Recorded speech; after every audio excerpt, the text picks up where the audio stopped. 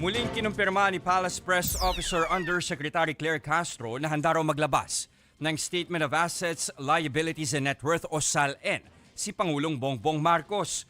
Pero paglilinaw ni Castro, gagawin daw ito ng Pangulo sa ilalim ng panuntunan na itinakda ng Ombudsman.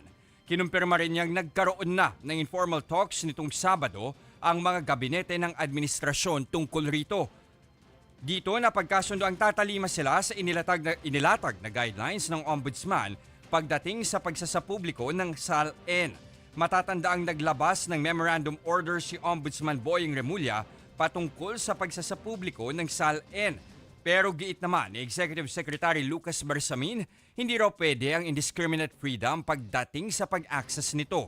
Paliwanag niya, maaaring makompromiso ang seguridad ng isang opisyal kapag ipinakita ito sa lahat. Kaya naman dapat lang daw naggamitin ito sa lehitimong rason lamang. Bagay na taliwas sa ginawa ng mga naunang politiko na nagsapubliko ng SALN. Mga kapatid, ako po si Ruth Cabal. Dito tayo sa Totoo, dito tayo sa True FM.